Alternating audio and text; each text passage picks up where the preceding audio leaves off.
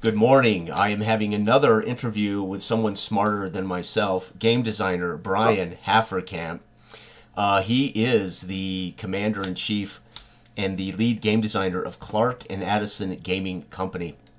What I first have to say is you've got the classiest game company name out there. So first we're going to say that that's the best damn name. I think Madison Avenue when I hear Clark and Addison Gaming Company, right? I'm thinking old school New York ad in an old magazine where you would say order play action football and there'd be a little ad in the magazine from Clark and Addison Game Company, you know? So I think that's just fantastic. It's got a nice classic old school feel to it. Where did the name come from? If I can It's one of those things that if you know, you know. Gotcha. It's Yeah, so if it's a trade secret, don't feel obliged to answer that, my friend. it's not a trade secret. It's the location of home plate at Wrigley Field. It's at the Oh corner my of Clark and gosh. Addison. That's Yeah, amazing. So there's right, if you know, you know. There you go. All the yeah, Wrigley Field Cubs fans, all the Cubs fans know, right? Right? they do know. Everybody here in the Chicagoland area Son of a definitely knows. gun. Now, see, that's amazing. That's even better. That's even better than I had imagined, right? A fancy Yeah. headquarters in a towering 27th floor office space in Madison Avenue. That's so If you funny. look, if you look at the logo, that's actually the outline of Wrigley Field. Right. So it's got a little bit of a corner Right. round. It's got kind of an eyeball look, I guess. Got a Yeah. corner round on the center field and home plate, and then the corners are sharp. I'll be It's just darned. You know, it's a homage. I've looked at it. Of course, I've seen it every time I go to your YouTube channel. Every time I go to your webpage, I see it. But I didn't process it that way. That's amazing. Very Yeah, good. Very good. When I first one when of my favorite places on earth. So Oh, nice. That is nice. So you must go to a lot of games then, huh? I wish. After 2016, it's really difficult to get to a Cubs game now. Right. So after all the improvements they made, it's pretty Gotcha. costly. But Yeah. I used to go watch the Pirates play on a Tuesday night. You just ride your bike up to the stadium, buy a ticket at the window. I don't even know if you can do that anymore. But Wow. get in and watch a game. So it's a lot different than it used to be when I moved here. And I guess I moved to Chicago in 2001, Yeah. 2002. Yeah. So it was a lot different back then. Wow. That's amazing. Well, I bet. My gosh. So that brings us to my first question. You currently have listed on your website 9 games. And many Yep. of them, there's very different choices for baseball. You got a couple of choices for basketball. The first video I ever saw on your channel was your unboxing of On Base Baseball. Okay. Was I think the package that came wrapped up, right? If I've got that right, is that the one I'm thinking Yeah, of? it's the pocket edition, the little Yes, small card. yes. Yeah. And I Yep. think that was the first time I actually somehow found your channel, and I watched that, and I thought that is amazing. Baseball in a box. It was beautiful. The cards were Yeah. beautiful. The box layout was ingenious.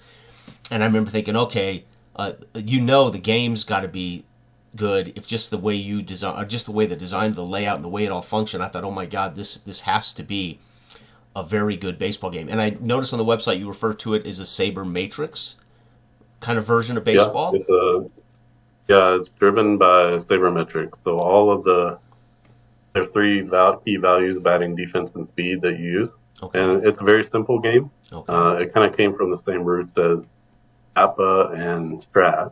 Okay. So I went back to the very beginnings of when kids used to throw dice and play baseball games on their back porch. Yeah. So there were Yeah. I found a website with a bunch of old games on it where people just shared, this was what I grew up playing. Yeah. We just wrote it, and this is what we're doing. So I took that and then sort of put it on steroids. And Yeah. so it's really just an old school dice baseball game with more. Now there's pitching and Wow. that type of thing. So I actually, from what I understand, it's the same roots as APA and Strat. So Son of a gun. That's amazing. So now, yeah, is it only it's available simple in to the Pocket play. Edition, or is this also available in a different, like box space, or? All of my games are PDF except for that one. Okay. So that's the only actual physical product that I sell. Okay. Everything else is PDF downloads on the website, just like you buy play action football. Gotcha. On-base baseball is you can buy full seasons. Okay. You can buy decades full of roster sheets, which I call Holy roster cow. sheets. And so you can buy 10 seasons at a time with every player rated for on-base baseball, but they just kind of come in a spreadsheet format. Yeah. So they're not individual cards, but you get, that's a lot of baseball for $15. Yes. Oh my gosh, yes. Yeah. Well, and I think tabletop baseball fans tend to want more, not less, as far as options, right? I mean, the one thing is that flat fact of replayers, I think sports fans, but it seems to me in particular, if a tabletop baseball player has one season, he's got 12, right? He's got 16, right? Yeah. So I think that's kind of a natural thing to have a lot of choices. Yeah, and they're everything that's on. So you can buy, if you buy a season, let's say you buy the 1991 season or 1998 or whatever, you'll get every player carded. Okay. So every player has the card, and then the game engine that you see in the Pocket Edition, you see the game engine on each of the cards. Right. That game engine is on each player's card. So if a player it's built off of there are 4 different columns, I guess, like 4 different types or ranges of hitters. Sure. There are 4 different ranges of pitchers. And then depending on what your batting runs is, that's the column that you get put on your card. So it's self-contained. That's amazing. And so that's on the cards. And that was a little unique when it first came. I mean, this came out in 2021. So it was a little bit unique. Not everybody was putting everything right on the cards back then. And so that's a little bit of the homage to Strat. Right. And then there's a little bit of ATBA in it as well, because it's an 11 to 66 roll. Right. But it's just 21. So you just take 1 dice for the first number, 1 dice for the second number. You don't. There's only there's not a 21. There's only a 12. I guess put it that way. Yeah. So there's only 21 options, and so it plays. Once you get it in your head, like okay, 16s are always this, and 11s are usually that, and whatever 66s are usually this. So there's a few split results on there just to kind of get the numbers right with home run percentages, and single percentages and stuff like that. So, but the splits are super easy. You just roll 2 d6s and 1 d10. Yeah. And then you'll get where you want to go. I also have an online dice roller that you can use. Technically, the game uses a d9. Okay. But most people don't have that. So if you use the online dice roller, you can actually get the full gamut and not have to re-roll on it. That's amazing. And you can get, you can purchase a D9, I think, now out there in the world, thanks to games like Dungeons & Crawl Classics, where they have all the different styles of dice now. Yeah, that's great. Holy cow. So if you can get the cards in the package, you also get the roster sheets for that season. So that's where the roster sheets come in. I've started bundling those two because gamers were like, well, some like cards, some don't want to have to cut out all the cards. Yeah. They just want to have the roster sheet. So I'm like, well, I can't tell who's who. That's it. So I'm just going to bundle it all I'm weird. together. I love having the individual player cards, but I prefer to play with everything in front of me. Right? So I would be one of the guys that would love to own, I would want both. One to have tangible player cards, but then I would probably use the cheat as a cheat sheet for speed, right? For me. But again, I think everybody also has a different attitude about what that invokes, maybe psychologically, right? When they're envisioning baseball, right? The batter coming to the plate, the batter-pitcher matchup. Again, harkens to Stratomatic. But, the batter-pitcher, you're looking at the pitcher card, you're looking at the batters as they come to the plate. Yeah. There's a visual component or I should say triggers a visual component, for the player, right? If you're a visual... If you're a visual type person, anyway, and there's a physicality to the cards, that I think most people enjoy when they're playing cards and dice, right? You want to actually roll the dice, you want that physicality, but the roster sheets are really meant to take those values off of the roster sheet, transfer them to your score sheet. Oh, so gotcha. Okay. You can score. Okay. And then basically all you're playing with is the score sheet at that point. Wow. And then so that is portable. That's brilliant. Yeah, there's a single game engine chart that you'll need. So everything that you would have printed like the 11 to 66 right. that normally is on the card. That's printed in one game sheet with 4 batters on one side, 4 columns of pitchers on the other. And then you just look at the pitcher column and then the batter column. So it's, you would have that sheet plus your score sheet. So it's very compact. And then if you play with the online dice roller, obviously you can play it anywhere. Once you open the web page, as long as you don't go off of it, you can use it offline, and so you could be playing out in the woods if you wanted to. That's amazing. Holy cow. All right. Yeah, so that brings me around to a couple other questions then. Okay. So when you sit down, let's talk a little bit about design philosophy and where you well, first of all, we should kind of ask, when did you start? I mean, we kind of jumped right into your games because I'm fascinated by your productivity. I've told you this in private as well. But so let's just find out a little bit about you and your process, and when did you start designing games? Why did you start designing games? I'm a web developer by day, so that's my trade that I work every day. In COVID, like a lot of people, that was when it started. I think your last guest. Yeah, me as well. Dell and I's launch of our big role-playing game started because we were all at home stuck, right? Right. I was already work remotely half-time, so I did have time at home. But what I was doing was I was creating a web-based game. So for me, digital games have always been where it's at, either on the console or the computer. I was super into Out of the Park, early 2000s. So Out of the Park 3, 4, 5, and 6 is like a sweet spot for me for Out of the Park.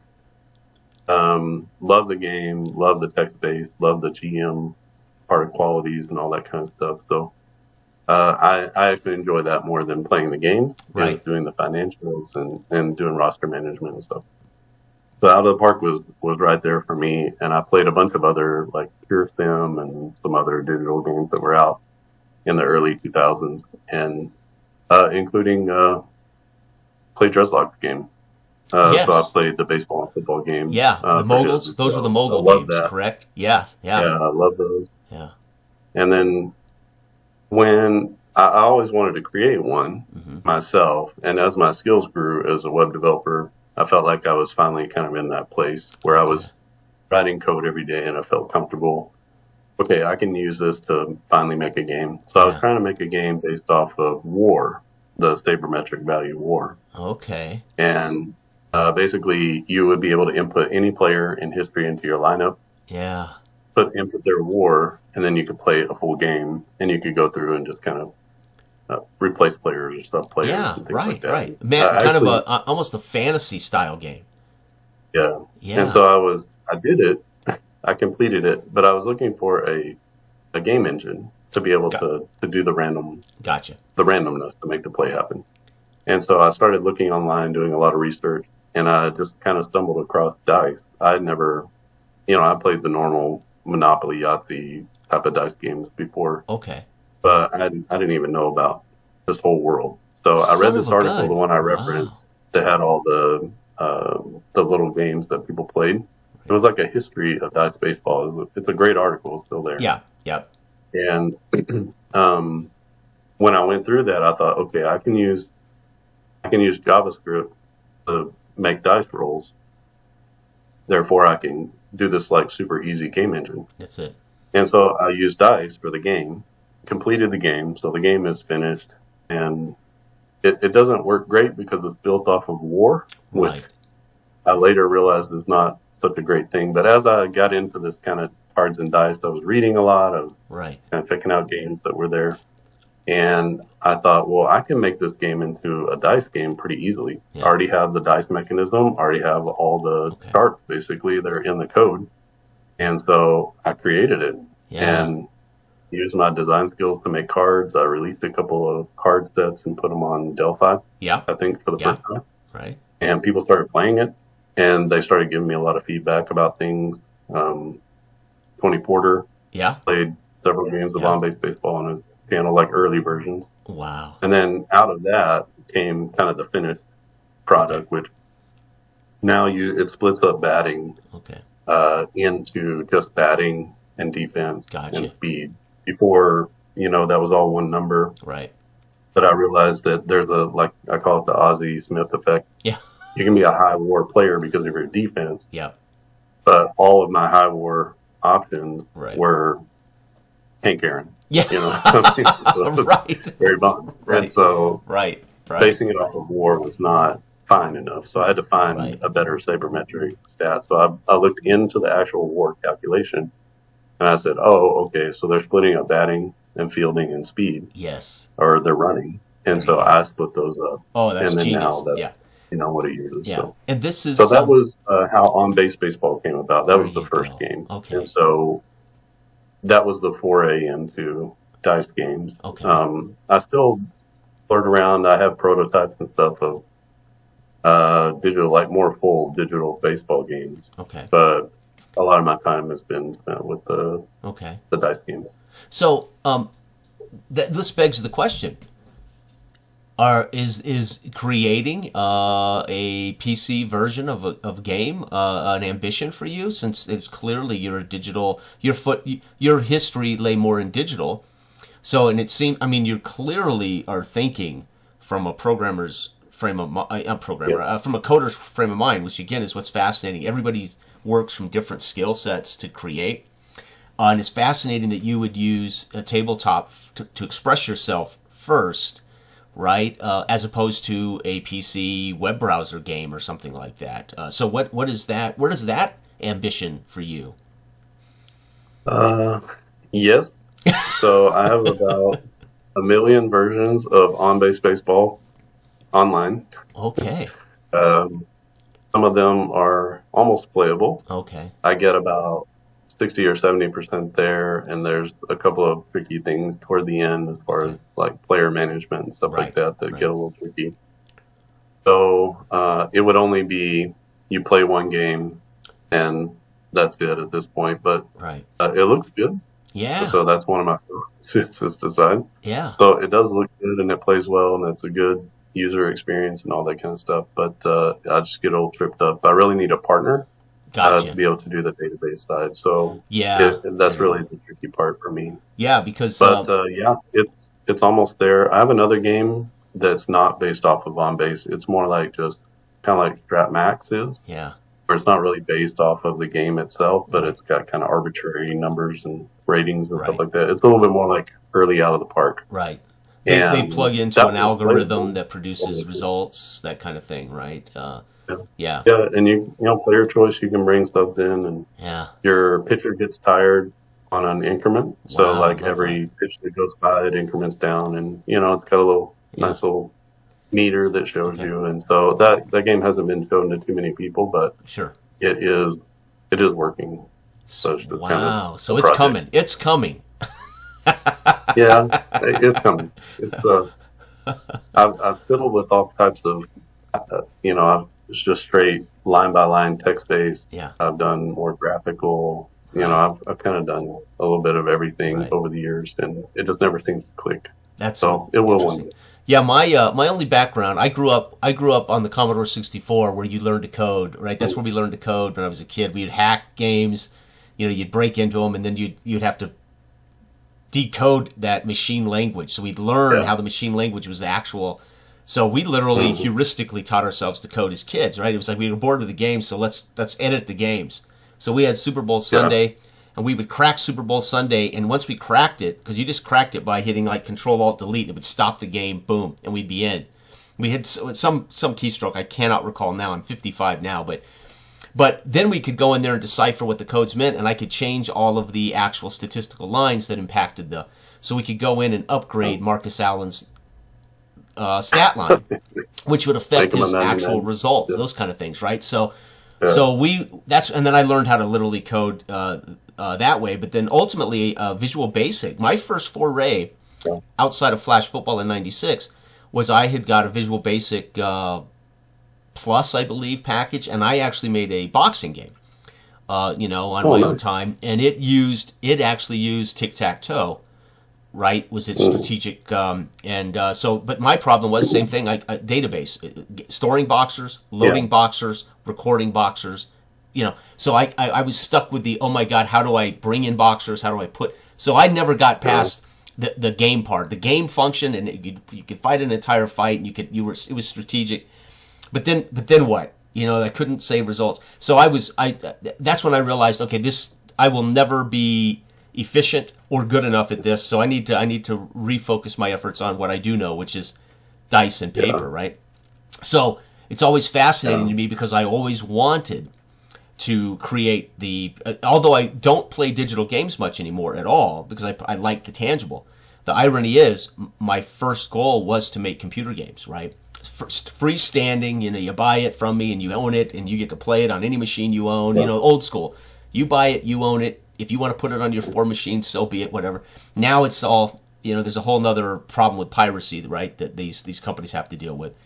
So, but anyway, it's way different. You have to think differently when you're coding a game because you're doing it differently, but you also then have to get the game design right.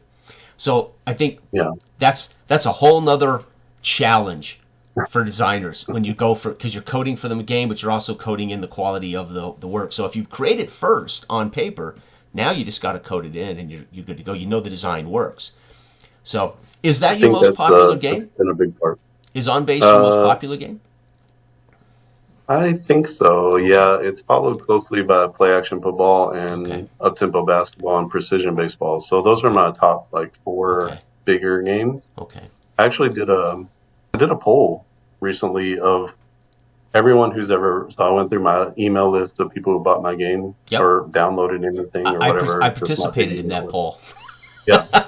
So I did a poll that was just for Clark and Addison people. So Facebook group, YouTube, people who purchased my product or downloaded something. Yeah.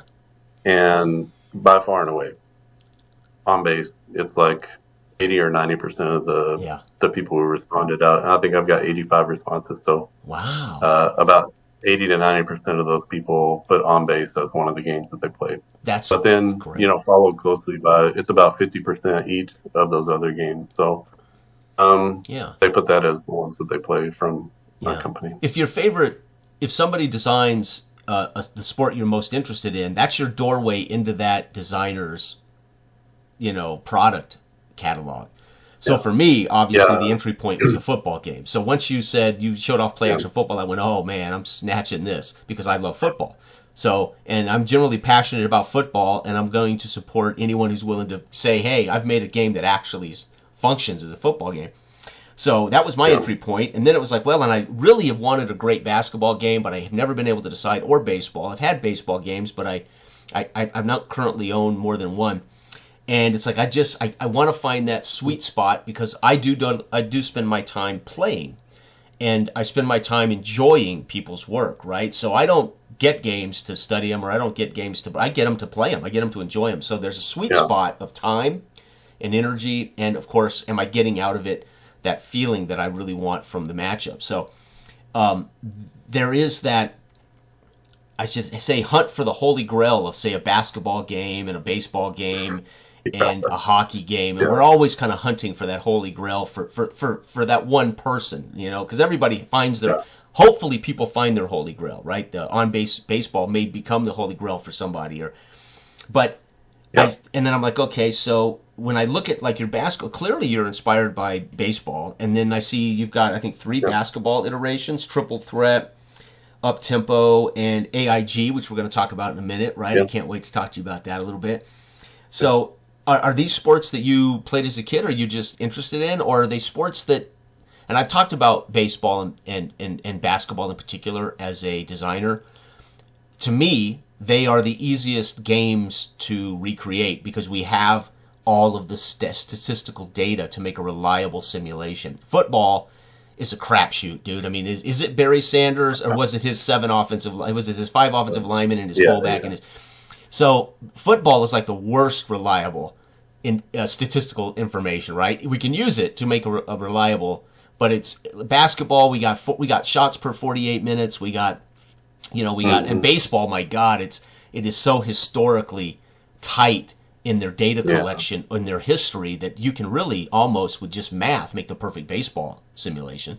I think basketball is a very close second. Where basketball to me is a challenge is how do you make a palatable basketball game that is efficient, fast, but produces legitimate feel of basketball in a timely manner. The biggest obstacles I have with good basketball sims is it takes forever, or I'm ticking every individual possession. And basketball can have 140, 120, 140 possessions per game. Hockey, they exchange possessions in hockey every 5 to 10 seconds. It's crazy. So how did you go about tackling basketball? Was it purely from a statistical viewpoint, or was it from a strategic viewpoint? How do you tackle basketball? Basketball was, okay, so one of my design philosophies is to make it a game that fits into my life. Yeah. So I have 2 teenagers. Make it for yourself first. Yeah. I'm in my mid-40s.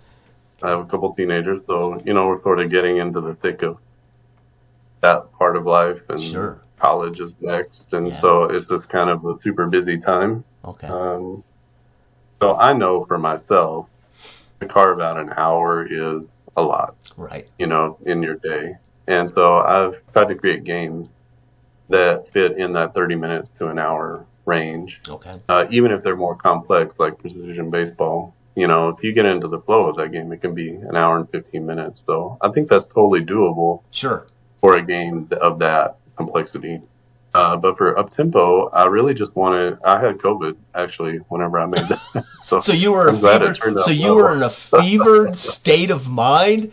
Hallelujah, right? Does that not tell us how our consciousness functions? That's pretty cool, right? Yeah. So I had a lot of time. I was being quarantined. Mm-hmm. And so just in the house, but away from everybody for a week or something like that. And so I just sat down and I had an idea because I always thought to myself, why can't basketball games be as easy to make as a baseball game? I think that's a question that a lot of people have. Why does it have to be so divergent in some ways? Right. And Strat does a good job of keeping it in line with the baseball, and Appa does too. But why can't I create something that was more like on base? Okay. And so I kind of set out to do that, and I just thought, well, how do I do that? And began to work my way through the team version, what I call the up-tempo version. And then after that, I said, well, there's no reason why you wouldn't be able to just do the same thing you do where you're trying to figure out where the ball hit, second base, first base, whatever. Right. And then you just assign it to a player, and that player gets a shot, and you just try to shoot the ball. And, there you go. So your games feature ball movement. There's actual ball movement, which is fantastic, right? Because now we're seeing how the ball's moving around the court. And then, of course, those individual ratings impact the result, right? Yeah, it's more like up-tempo is more like a final decision of the possession kind of game. Yeah. So, like, just like in baseball, you're not doing every pitch. No, it's the hit. It's the pitch or the hit that matters, right? Yeah. So, you get a free throw, you take the free throws, you take a shot, you make a 2-pointer, and then it's totally unrealistic in its original form. Okay. Because you have automatic 2-pointers, automatic 3-pointers, but that's what because to me, flow sports are hard. So hockey, basketball, soccer, those are flow sports. Football is like, do something, stop. All right, huddle up, talk about it, think about it, catch your breath, and then chess. Yeah, football's a chess match. Yeah.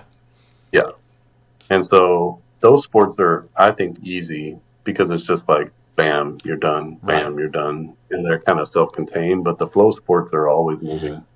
So how do you get the back and forth feel? Yes. You have to be able to resolve the possession fast enough to get into the next one, and it's not so difficult to get to the next possession. So it just has to be pick up the dice to the next possession. See, that's genius. So to me, sport games are all like that. Yeah, that's genius. Because see, again, I'm caught in either two things. I'm caught in let's abstract it so much that I'm rolling, for large segments of time, or I'm rolling for the quarter score. If I'm going to make basketball doable, right, I'm thinking in big chunks of abstract time.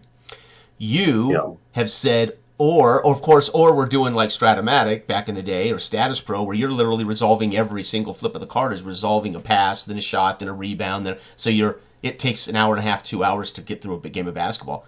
You are saying, let's just abstract the those possessions that are automatic. They are a turnover or a score or whatever. And I love that thinking. See, this is why I love talking to developers, because I would have never crossed my mind to abstract basketball in such a way. And again, I haven't played the game, so I'm literally finding out. But that is genius, right? That is genius. And it makes me want to grab up Temple Basketball next. So I'll be ordering that soon. Yeah. The game is actually it's flexible enough that you can play it as a traditional. The guy gets the ball, you roll for the shot every time. Right. Like, it has their shooting percentages on there, right. And as long as you just do the computations for the pace of play. Okay. So basically, you give everybody the 50 or whatever possessions that they need to get. Mm-hmm. You just cut out those automatic ones, and anytime it says a 2-pointer, because whether it's an automatic 2-pointer or an attempt, it's all kind of the same. Yeah, then you just take the shot. So you treat everything like an attempt. I love that. Okay. And I played like that too. It plays longer, but you get like true stats, at least as far as shooting and stuff like that. It doesn't have. I cut the corners on rebounding and steals and stuff like that. That was what got cut out of that game. Sure. Now, when I made AID basketball, that got put into that game. Okay. And when I did triple threat, that really got put. That's more of it feels like somebody made it who knows how to play basketball. You know what I mean? Triple threat. Triple threat does? Okay. Yeah, but I only have the top 75 players of all time. So that's kind of an intensive game. And I've looked for ways to make a season because a lot of people want that. But the cards themselves I run into some issues with season play with that one that I haven't really been able to resolve. So gotcha. Right now you can play the top 100 players. And my goal with that game was to make the most visually impressive tabletop game of all time. Wow. And so so ambition. Right. Nice. I created these cards that are really tall. Yeah. So normally cards are kind of short, but I created these tall cards and they're thin. So they look like basketball players.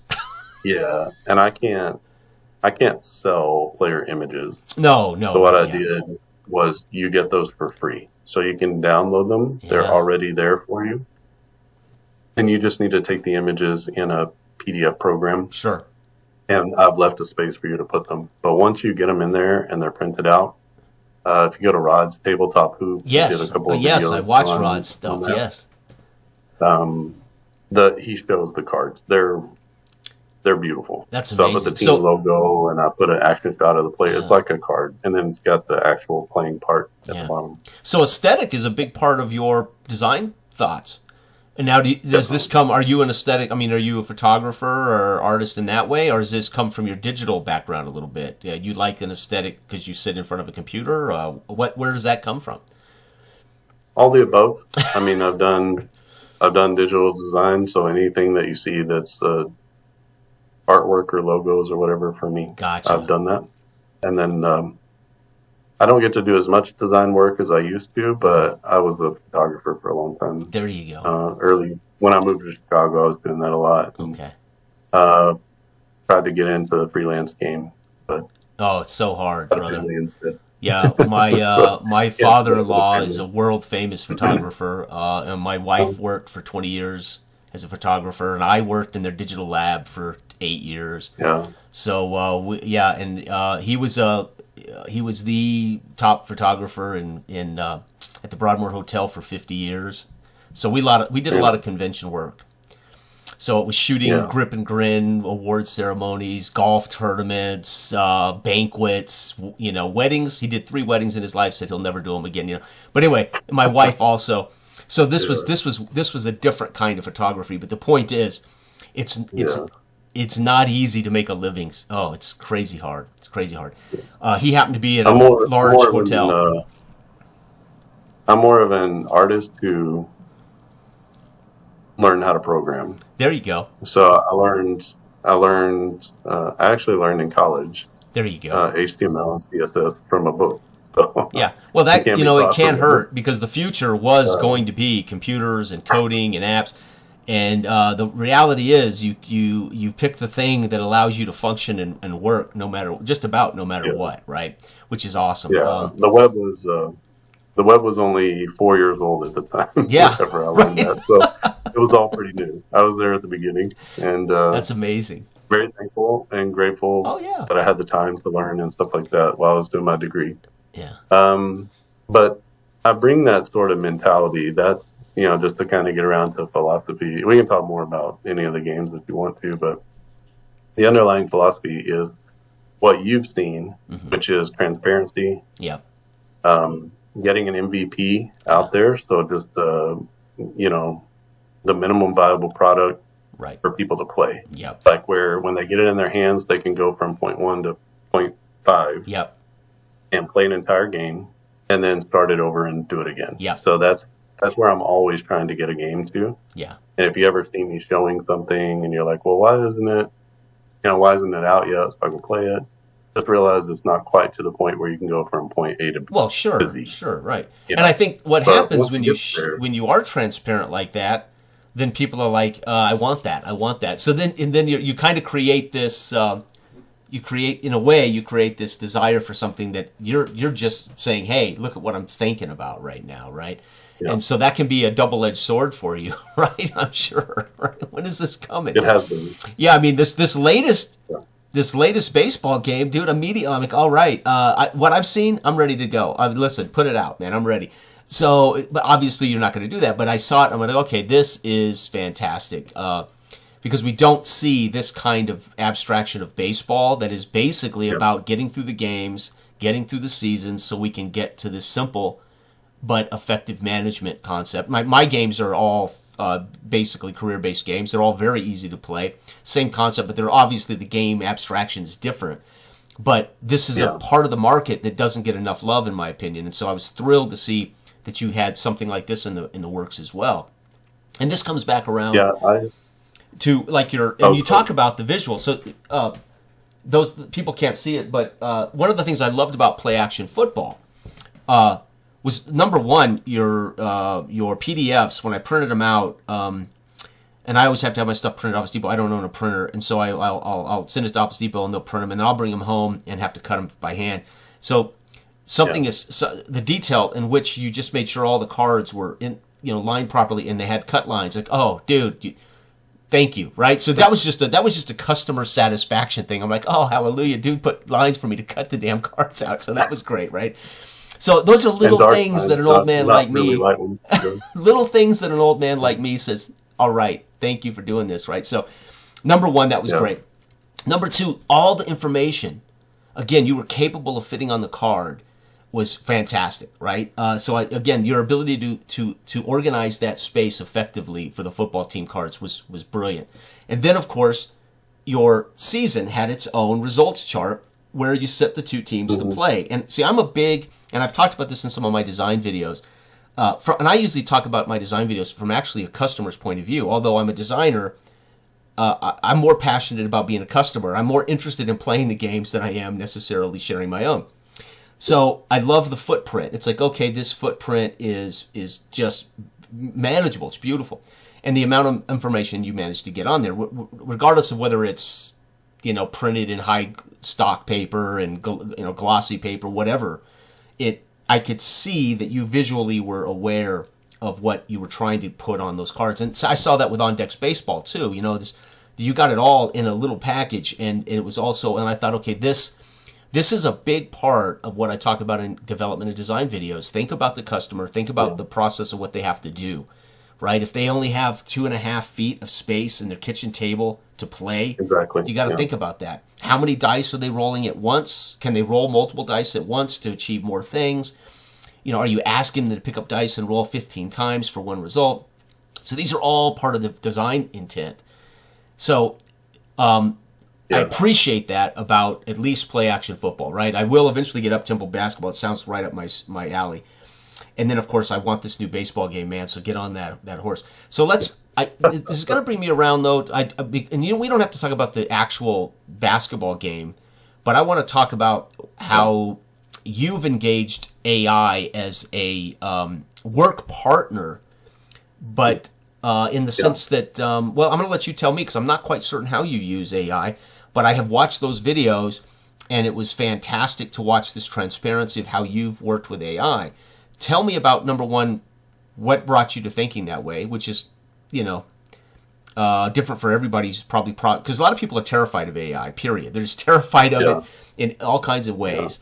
Yeah. And so some people hate it. They don't want to approach it at all. They don't want it involved in our future, etc. And then there's others who are seeing it as a tool, and how it as a tool actually saves us time and energy and does some hard lifting for us. It can do some of the heavy lifting for us, right? But tell me about how you came to that, and tell me about how that worked, and what's your vision of how that may impact future game design for you, or the world in general in when it comes to designing games, right?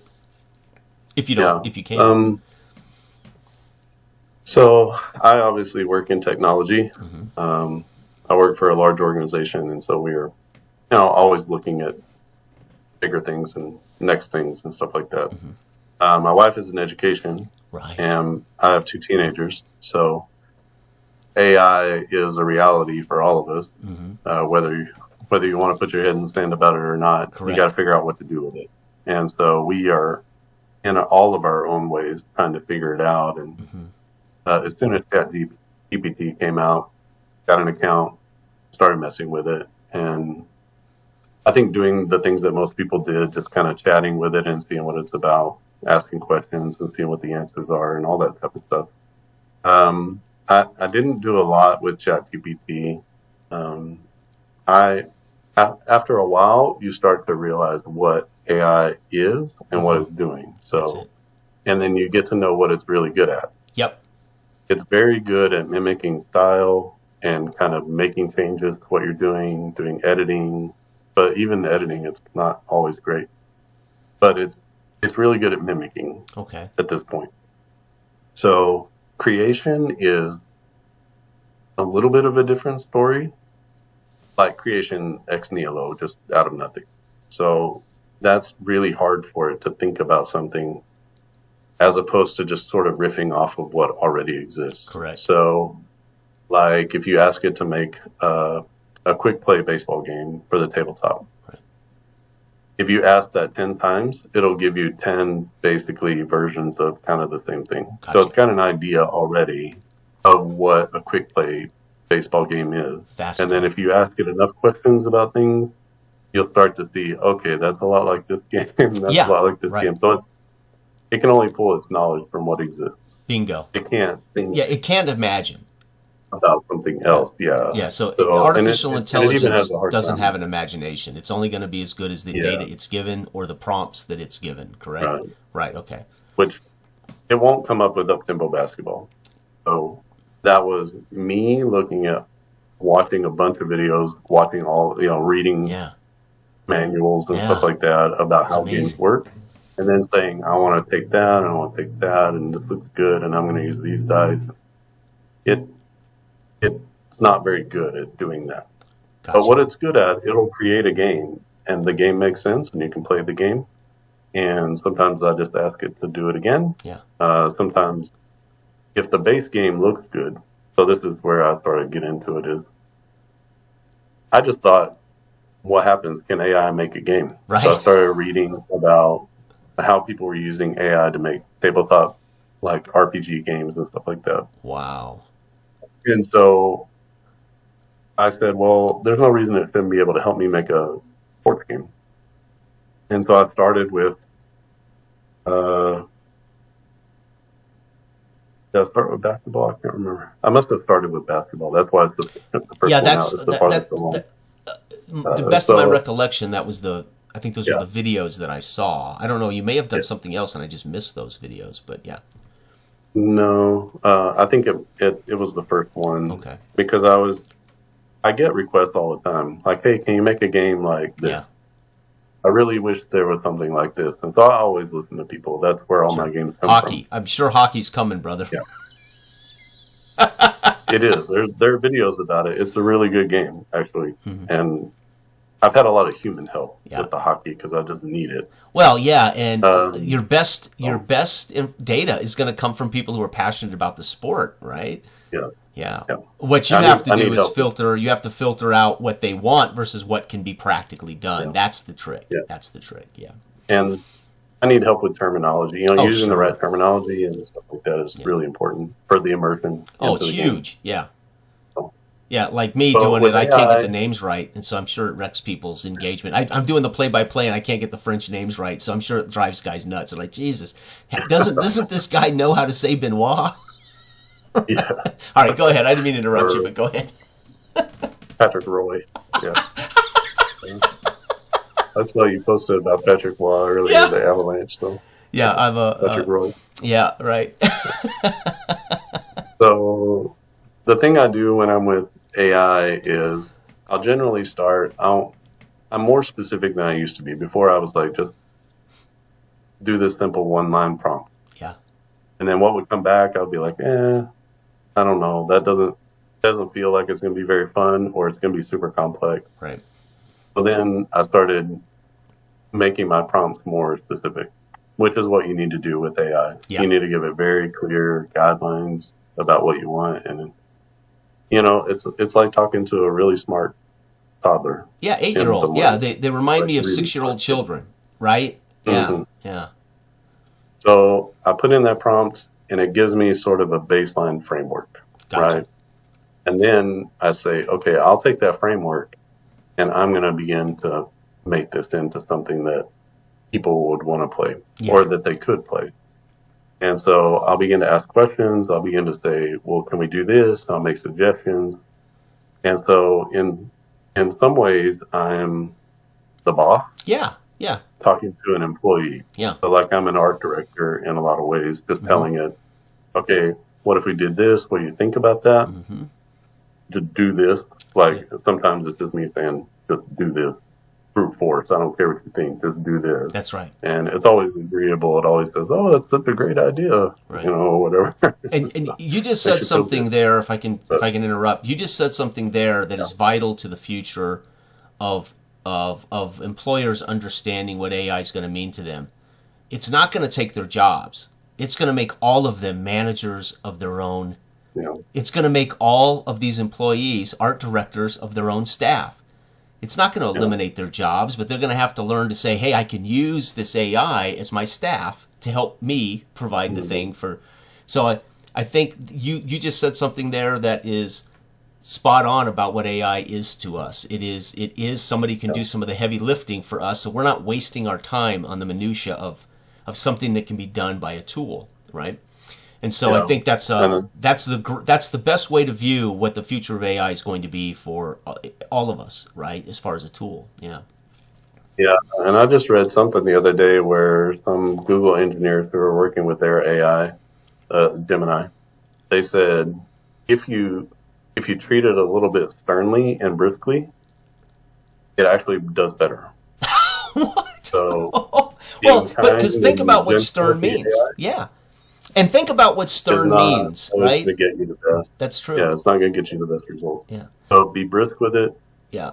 If you ask AI, but why is that true? Because brisk and stern mean direct. People don't like to be spoken to directly. They feel offended. Yeah. Well, AI won't be offended by that. It's direct. It's like, oh, I see what you want now. That helps me. I get it. Right. Yeah. So, because you have to think it's computer language. So correct. It's living at ambiguity is bad. Clarity, so. Yeah, ambiguity is vague and ambiguous is bad for communicating with ones and zeros, right? Because you are communicating with ones and zeros, right? Well, it doesn't have experience. Yeah, it only knows our. It only knows our colloquialisms and things like that. As an outsider looking into the window of the house. Right. It's never experienced. Correct. That. It's had someone say it to it, but it has no meaning. Correct. To the robot. The robot knows what it's supposed to mean to you, but it doesn't have any meaning to it. Right. If you verbally smack it in the face, it doesn't take offense. Correct. But a human would. Oh, of course. It knows what it's supposed to take offense. Yeah. But it doesn't come back and say, I'm going to punch you in the face. Right. For saying it doesn't have any recoil. Right. So it's like a dog who wants to do better, right? Because dogs want to please, right? Cats don't. Yeah. So if you begin to think about it, so I think about AI as a collaborative partner. Yeah. So I don't typically work with anybody. I work with other gamers if they want to come in and test, and we talk about stuff, or you share things. You're like, hey, you should do that. But I don't typically work with a partner. Right. So AI has become a work partner for me, where maybe I write something and I bring it back and I'll put it in the chat. And I say, what are your thoughts on this? It'll go through and it'll analyze it and say, these are the good points. These are things that maybe you should change. So I have a work partner who knows what tabletop games are. Yeah. And if I keep the conversation going, it knows what I like or what I'm trying to do. Gotcha. And so it sort of references the conversation all the way back to whatever. So there's some really good parts about it, but you can't just expect to put in one prompt and a game that's ready to go comes out. You have to see it as, okay, here's an outline of a couple of mechanics that could be used in a game. Yeah, I mean... And then you've got to put your knowledge in there and say, let's fix this. Yeah. Like, what if we do this? But one of the best parts is, I'll just tell it, I need a 1 to 100 table of ground ball out results with nobody on base. And bam, it's like 4 seconds. You have a table of 100 results. Amazing. And you may need to change 10 of them. Yeah. And so I'll put them there. Yeah. I'll either change them myself or I'll import them in and I'll say, get rid of this one, get rid of this one, do a new one for this one. Yeah. And that creation process is so fast. That's why you're seeing my velocity pick up. Sure.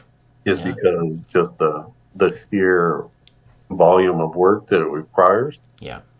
To put all those tables together. Oh, yeah. And a complex table on top of that, it does it in no time. Yeah. So that really increases the velocity.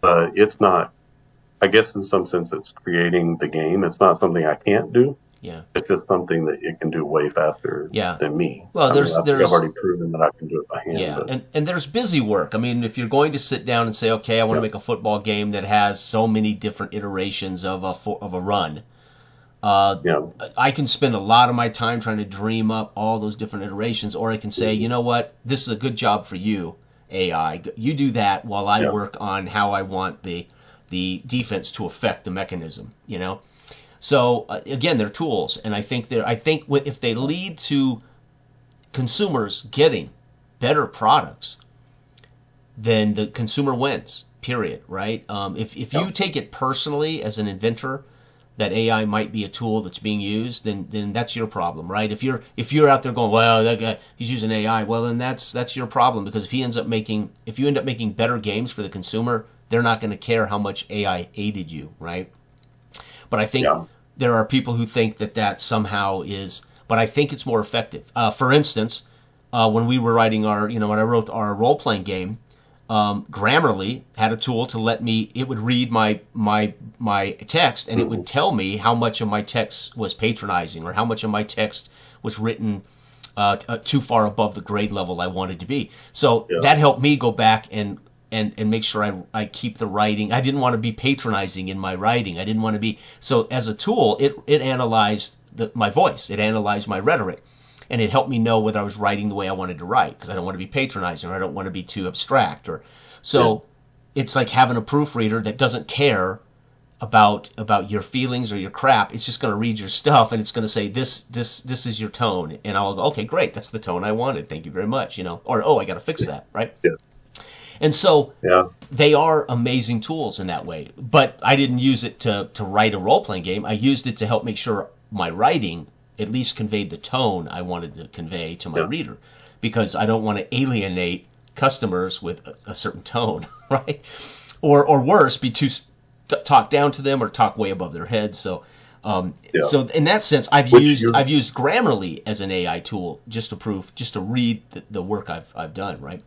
But I have yet to use AI for anything beyond that. Yeah, exactly. You're right. You're right. Yeah, just hired a human to do that. That's true. They may or may not have had experience with that particular group of people. Right. So that becomes a little tricky to find somebody who knows how to talk to that audience. That's right. The AI seems to know somewhat intuitively. Right. This is that audience, and this is how you would speak to these people. So, and it's free. And if you still need to take it to an editor, Mm-hmm. you can. But if that feels like a good pass and it passes the smell test, so to speak, with people, then you've saved hundreds of dollars probably. Yes, true. And really, most important for me as a designer is time. I don't want to spend 4 years per project. It took us 4 years to finish Dark Age of Man. I would rather it not take 4 years to finish one product. Yeah. Right. Yeah. Plus, it cost us more than anything we've ever made. Right. It was the most expensive project. Yeah. Right. And so you're like, okay, number one, we could be more efficient, and we might still spend as much because we paid artists. Dark Age of Man, we hired real artists, and we had an editor, we had a real line editor, and we had a layout person for the book. So those are all expenses that you want in your business, right? But I don't want that time spent with people proofreading my writing prose, right? That needs to be me or my wife, who comes cheap, or AI, which can actually tell me what I sound like. But I have yet to design or collaborate in the mechanisms with an AI product. But it's fascinating to watch and to see what you're doing. So with that said, I don't want to keep you long. But I've got a couple of things I would love to ask you about. So that brings us as long as you need to this morning. Okay, you got it. Thank you. And I appreciate you giving me this time just so people can get to know you and hear about what designers think and what designers are doing. So what is your biggest challenge? Because it doesn't sound, and again, maybe I'll jump the gun here. It doesn't sound like you have an issue with the math of probabilities. You got that. You clearly grasp the mechanisms of whether it's dice charts or whether it's cards. I mean, I saw you've got a football game that uses playing cards, which is I just found this morning. It's like, that is cool as hell. So it's like, okay, it's fantastic. I had no idea you had this game, right? And so what is your biggest challenge? For me, honestly, it is, just to give you an idea what my biggest challenge is, it is, in design, it is the process of how do I say this? I don't like the business side. I don't like to have to say to people, "Hey, I've got a game for sale. Go check it out." I mean, it's like I feel bad about saying, "Hey, I've got a game for sale." So my biggest challenge is the actual idea, because what I would love to do in the perfect world is I would like to give everything away, right? In the perfect world, I would like there to be I have a certain attitude about sharing, that I wish I could afford to do. So that's my biggest challenge. My biggest challenge prior to that used to be feedback from customers, not on a playtest product, because I'm asking for feedback and criticism when I'm playtesting. But when I put a product out there, it's done. It's like when you shoot a photograph and you hang it on the wall in a gallery, and somebody walks up and says, "Hey, why didn't you have a tree in this picture?" You say, "Why don't you put a tree in this picture?" You would stop and say, "Because it ain't a picture of a tree, dude. I'm not editing my photograph so you have a tree in it, right? Go shoot a picture of a tree and do your own thing." But people don't treat art like that, right? But they'll treat your games like they're not finished. And it's like, dude, the game's finished. Make any adjustments you want. Enjoy it if you want to. Play it to your heart's content, or hate it and throw it away or whatever. But that was my first big challenge, was how do I recognize that it's done and I'm happy, accept the feedback, but tell them it's on them. Go ahead and do that. Go ahead and change that. Go ahead and add that. But what is your biggest challenge in this process since you've started? And I mean, in the sense that you're sharing it with the world as well as the design process. What is your biggest, maybe it's best to say negative. What's the most down?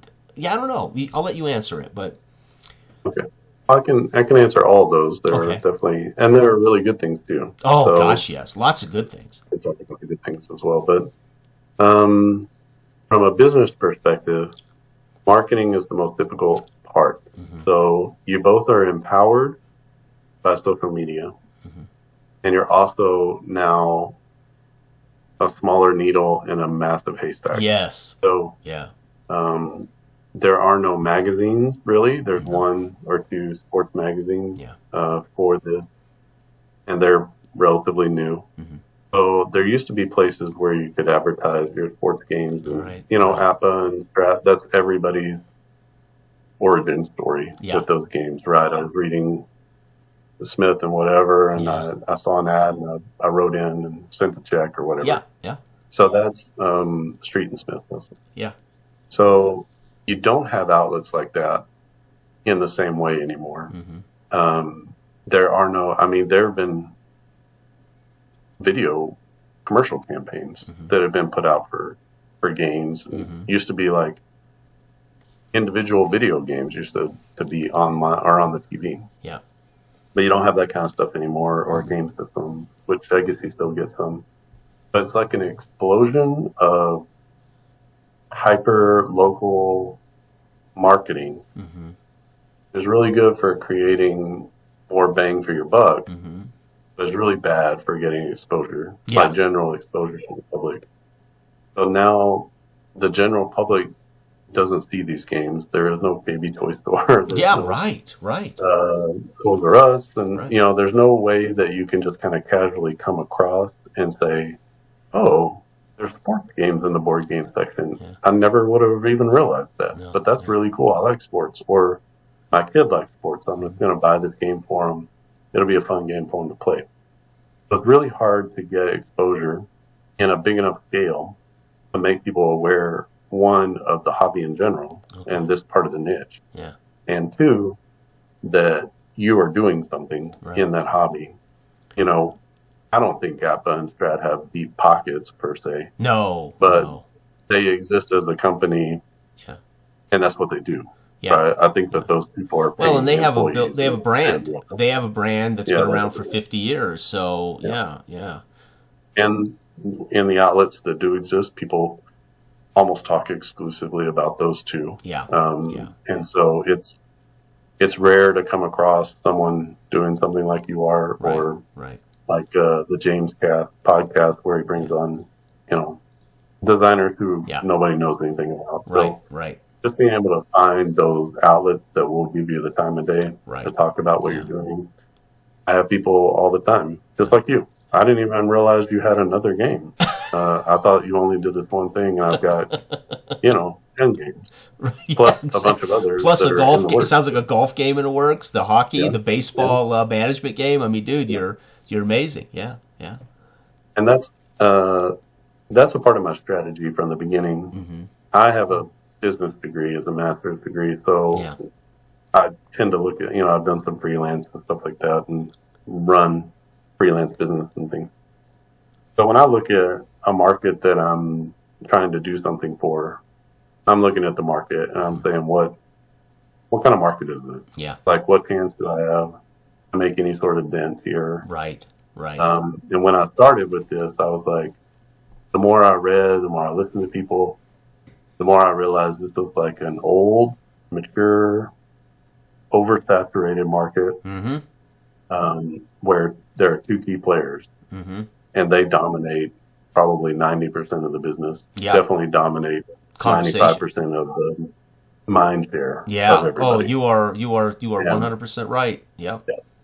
Someone says, what game should I play? It's always Addison and Strat. That's the first thing that comes out of people's mouths. So that perpetuates itself because it's the only thing that people think about. It's changing a little bit. But if you go to Delphi, that's kind of where people start. Oh, yeah. Guaranteed. And that's kind of your biggest place to go on the internet at this point. And so it's dominated by these two main companies that don't seem to be going away anytime soon. In fact, Strat is picking up steam for younger audiences.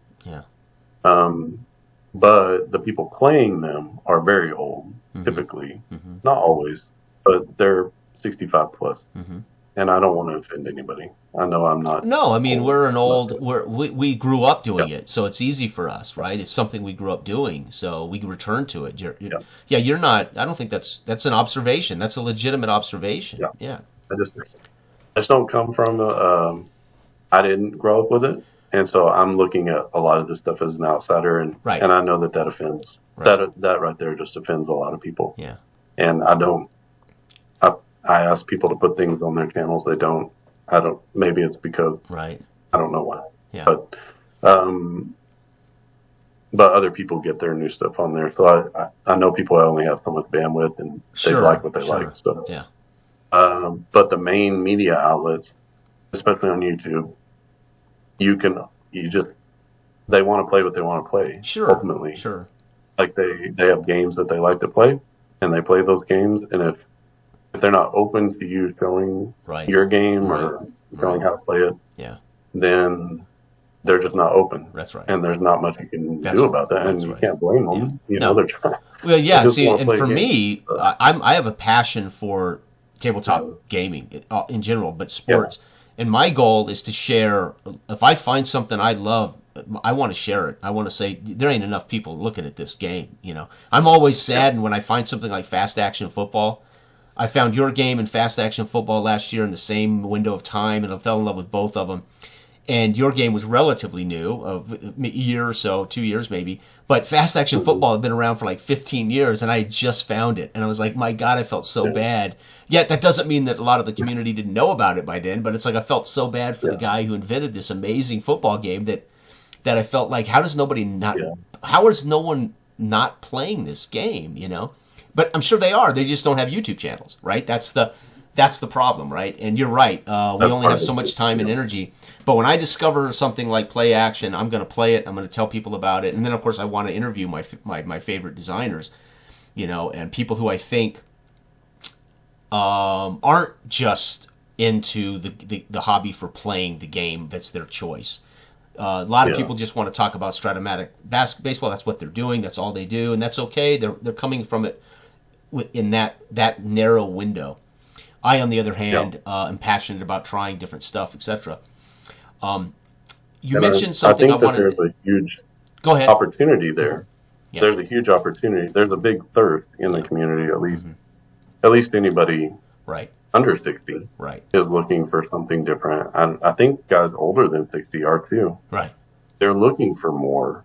Like, what is out there? Okay, I found this game that I didn't know about. Are there more? Yeah. Oh, yeah. And there's a big opportunity for people who will commit to just showing everybody's stuff, not just the big two companies. So. Well, and that's why I was so thrilled to see you were making a baseball game that featured a fictional career mode, or fictional. I guess I don't know. You would call this new baseball game a fictional game, maybe. I mean, the baseball's not fictional. It's supposed to be baseball, but it's fictional players.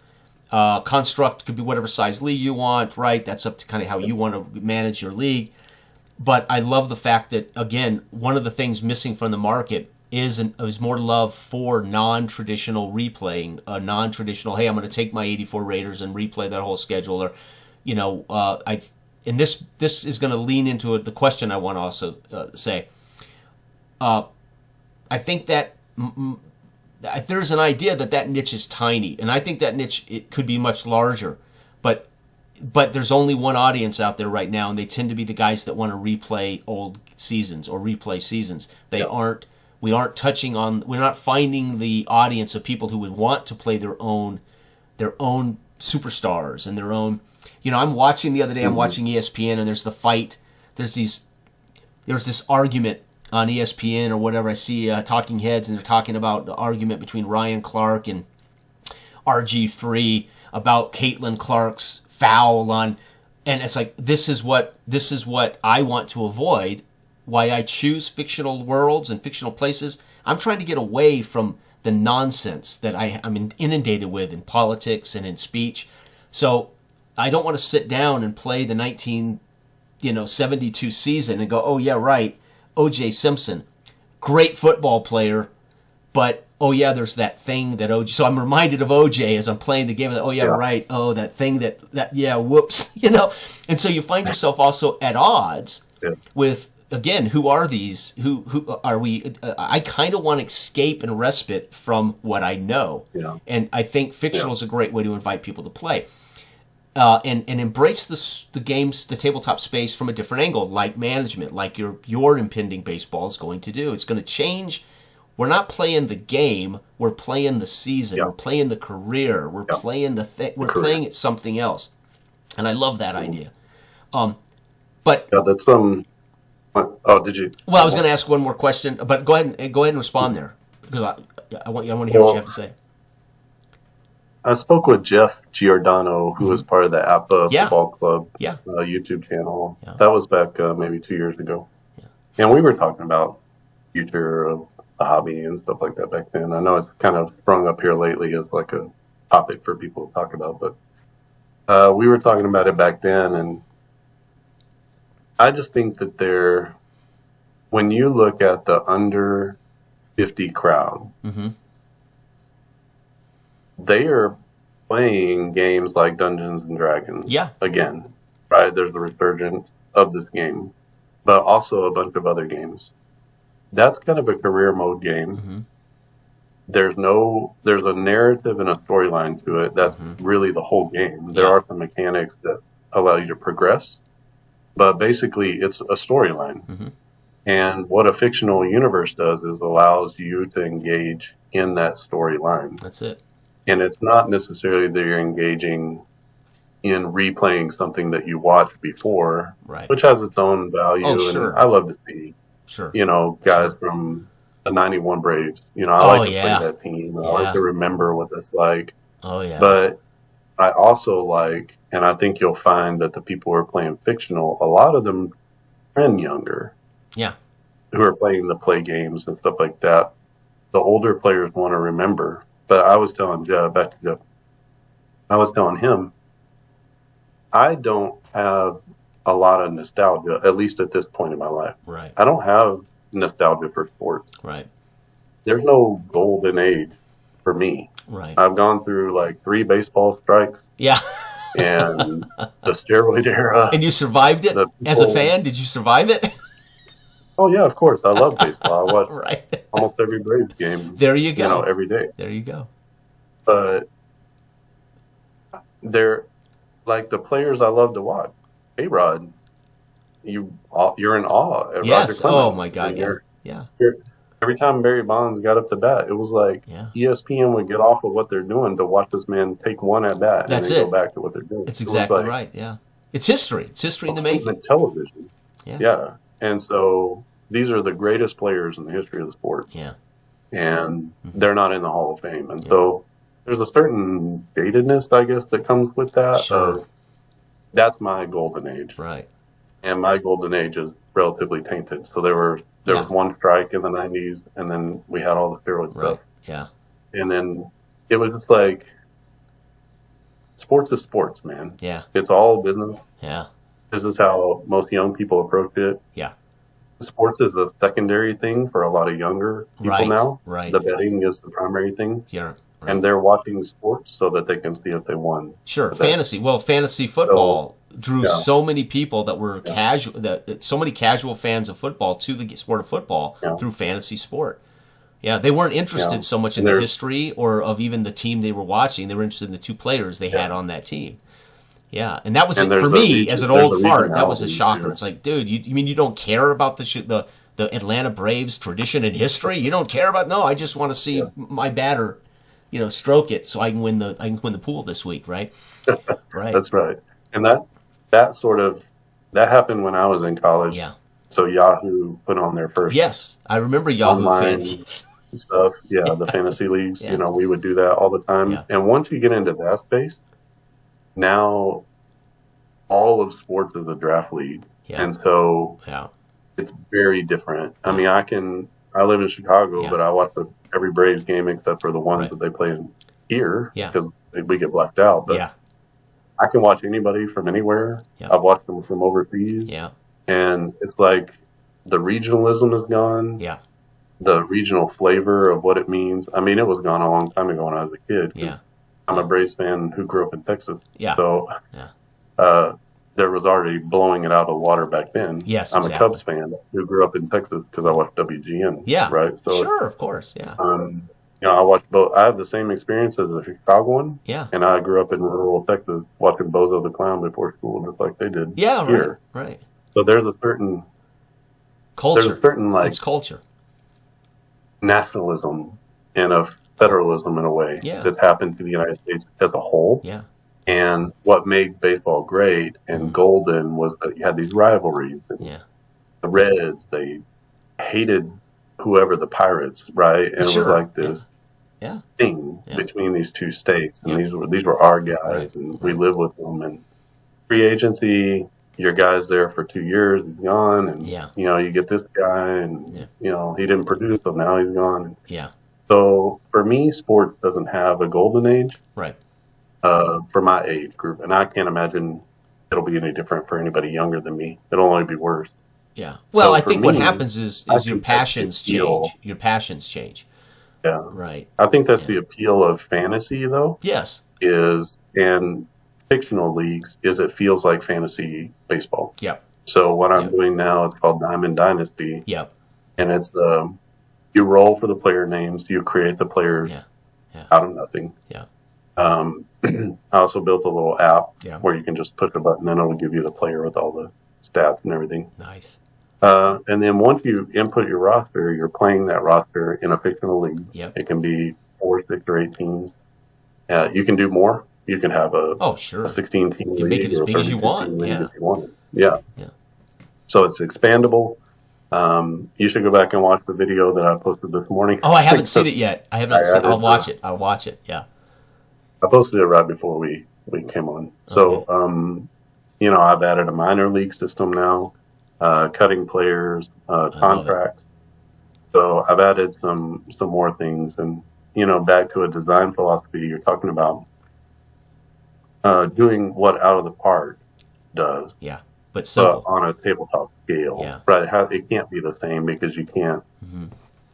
You can't store as much information as a single human being. Well, and I don't want to. This is one of my things about the tabletop space. I want to play the thing tangibly, and I want to imagine. I want to use my brain to imagine, and I want to see the narrative unfold. Whether I'm playing real teams like I'm doing with the Raiders and the Browns in my game, or whether I'm playing a fictional game where I'm talking about my stars in my fictional league and their impact.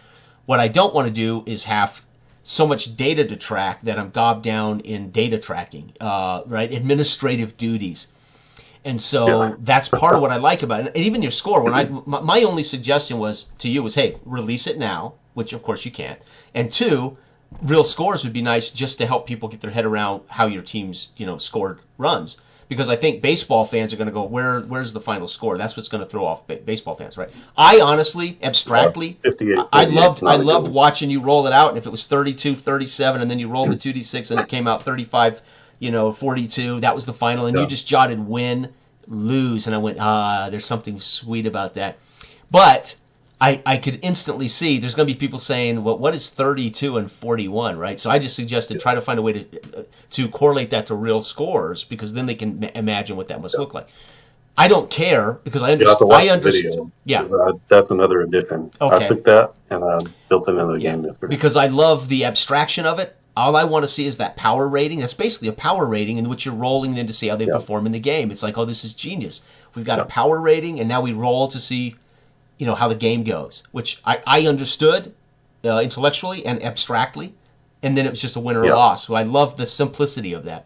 And so I thought immediately when I saw it, I thought, it's done. This thing's done. That was my take. Oh, right? It was good, and everything worked, and I played out 5 seasons. Yeah. So I feel like everything worked really well, but there's more detail that could be added. Oh, so I walked through all the details. So there's stadiums and concessions, and you don't have to play with any of those things, but you can play with those things if you want. You could play that base game, and then I changed the scoring to every team based off of your skill level and your stars. Yeah. You have a base runs per game. Nice. So it's like a range. Yeah. So now your team scores 3 runs a game, 4 runs a game, 5 runs a game, whatever it is, based off of your overall team score. Yeah. And then the pitchers come in on the secondary roll. So you roll, and then you look at the pitcher skill level. Yeah. And then the pitcher either adds or removes runs, or it's a 0. I love it. And dude, I love it. So better pitchers, you have a better opportunity to go pitch a shutout, like you can throw a shutout and stuff like that. So it's quite a bit better. Yeah, and I like that. Because when I'm writing my standings and I'm preparing for the next game, I can see their stars and their power rating, But I also love being able to say, and I can extrapolate this back to what they've actually achieved this year, which is this team's leading the league in runs scored. This team's pitching staff is keeping runs down. That becomes a narrative that I see unfold as the game the season goes on, and I'm enjoying that narrative. Like Glavine and Maddox and Smoltz, right? I mean, those Braves teams for me are some of my favorite teams of all time. That pitching staff, and so you're like, I want to see that powerhouse pitching staff, right? And maybe it's just reflected in how many runs they take off. But I know that I'm paying these stars, and they take runs off the board, baby. You know, I love that idea, right? Why my stars are pitchers, because I want to take runs off the board, right? And you may have the Bronx Street Bombers, right? You're saying, no, baby, I put my money in. You know, I'm in Colorado, high altitude. It's easy for us to put this baby over the fence. So I want, you know what I mean? My Blake Street Bombers, I believe it was, for Colorado. Yeah, the Blake Street. Yeah, so there's a narrative that unfolds in your fictional universe of, hey, this group's got a powerhouse batting and this team's got great pitching, and I'd love to see that correlated into scores so we can make sense of that. And so it sounds like you found the perfect way to do it. Yeah, in just a few hours, dude. In just a few days. I went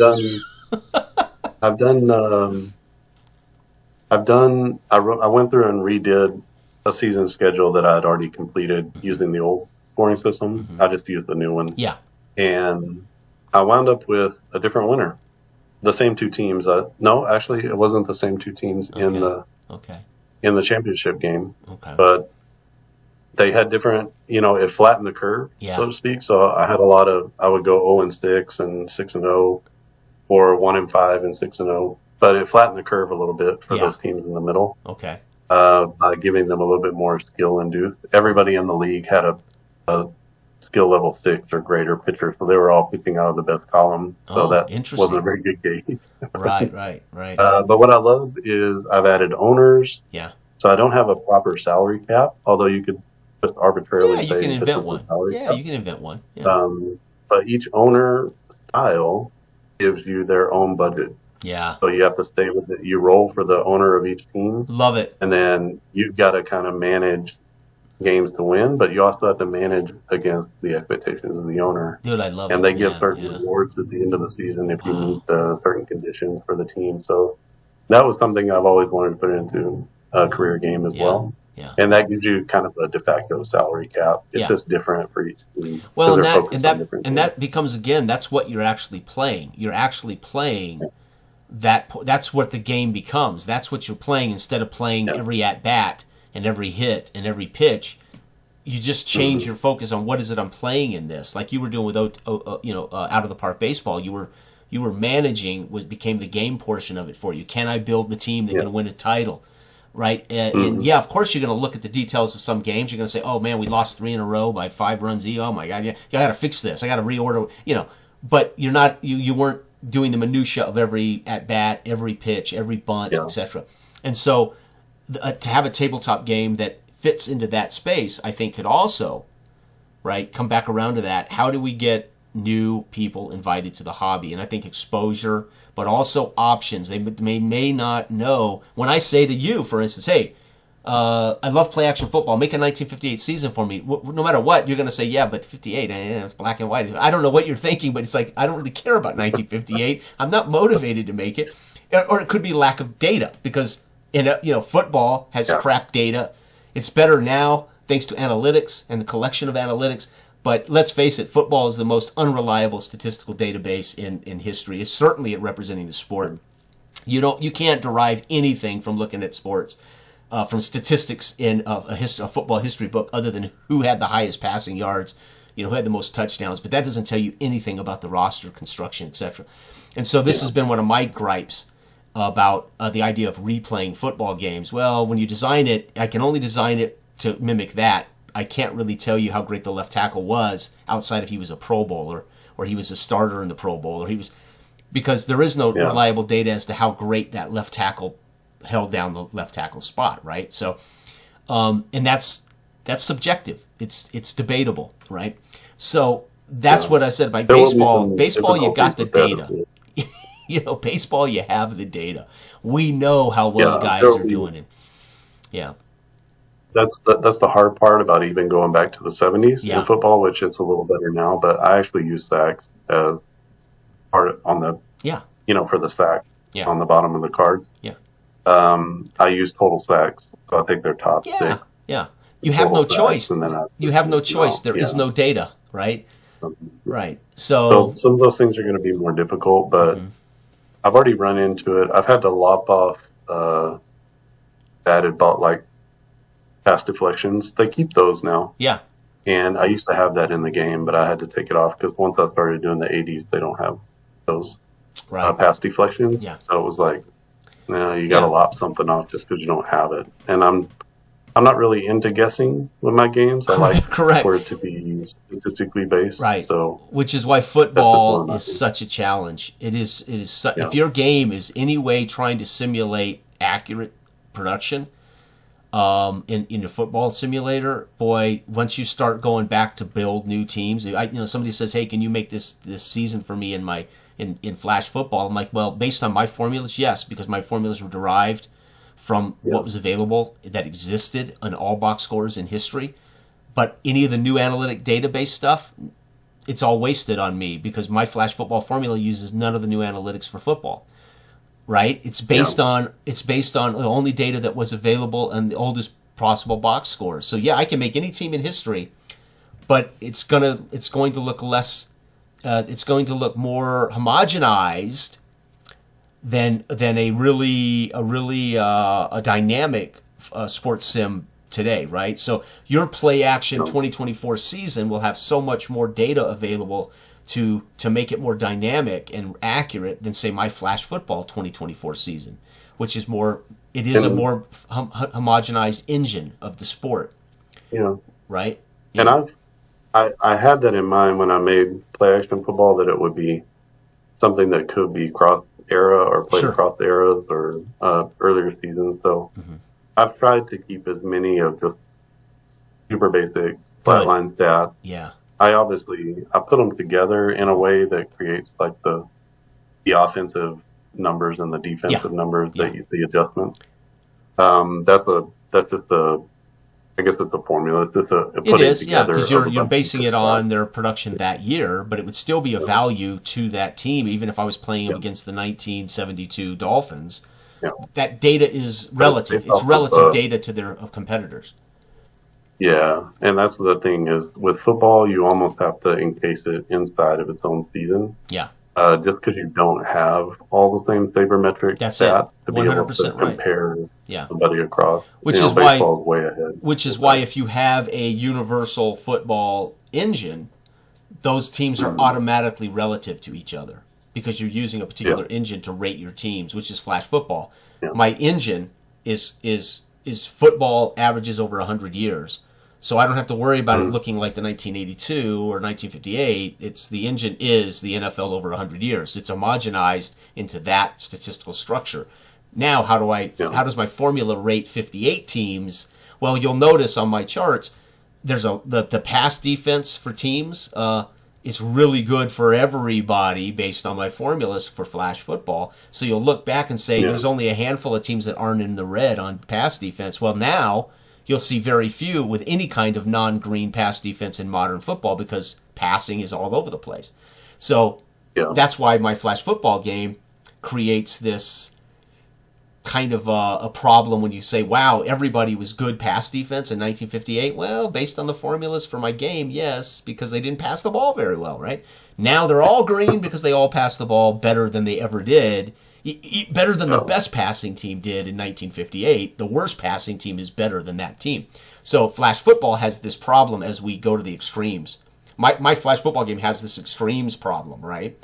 If you care about that. If you're just playing the 58 season against those guys, you're going to get accurate 58 passing numbers, etc. Mm-hmm. So, but if I was to say to you that my Flash football game is a replay game, no, it's not, right? It's an accurate football game. It'll create realistic football, but it mimics the sport beautifully, but it's not a replay game. Your game closer to a replay game, right? Where I feel like I'm playing these teams, and I assume your chart, your actual results chart for every package is unique. Am I right about that? Yes. Yeah. So see, I'm playing the 1984 season, literally, which I love. Yeah. I use the actual player stats. Yeah. So obviously that's not everyone who caught a pass. That's not everyone. No, who it has to be rushed the ball. it has to be a larger sample size. Yeah. It's as long as you are, well, they're a D10 roll, so you got to have at least 10%. Yep. Of whatever the total number is for those, like a running back. If you didn't get 10% of the carries, you don't get into that. Yeah. And so those because that'll desaturate the actual sample size, and it'll skew your averages. You're 100% right about that. Yes. Yeah. Because you'll start to get guys who were their carries are like 0.4% right. and not a full 1%. Right. It doesn't. You can't even round it and kind of do that. And so how do you that now you got to go to splits and stuff like that. So I didn't want to do that. I wanted to make a football game that played in 2 hours or less. Yep. And was play by play, but still had all the stats that you could keep. Yep. And so, I have like clear direction about what I'm going to do with the game. Well, and your game has a fast sim feature. It has an instant results feature. I mean, your game, again, as I told Matt in my last interview with him, he left no stone unturned in that game. And I would say play action football, you leave no stone unturned for the consumer, as well as I think the fact that I'm getting the 1984 results based on your engine. When I play 91, it's the 91 results that I can count on, and that's important, right, to somebody who wants to sit down here and feel like I'm playing the 1984 season, right? I mean, that's hugely important. And so those things are not lost on me anyway, brother. I'm telling you, it's fantastic. So you have 2 teenage boys, and this will be kind of the wrap-up. Do they play tabletop sports? Can you get them interested? And if you do, what interests them? Because that would help also lend an idea of what would bring up the next generation toward the table.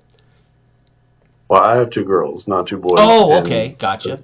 They're interested in designing games. Oh, nice. Tabletop and otherwise. So digital, like 3D games. I mean, they have some computer skills. Wow. That's part of what I passed on. That's awesome, though. That's awesome. Those kinds of things. But they're more interested in that and creating characters for fictional fantasy type stuff and that type of thing. But they don't have any interest really in what I'm doing. Right. They see it from afar and they like that I like to build games, but that's about as far as and that's not rare, by the way. Tabletop sports gaming in particular is 99.999999999% male.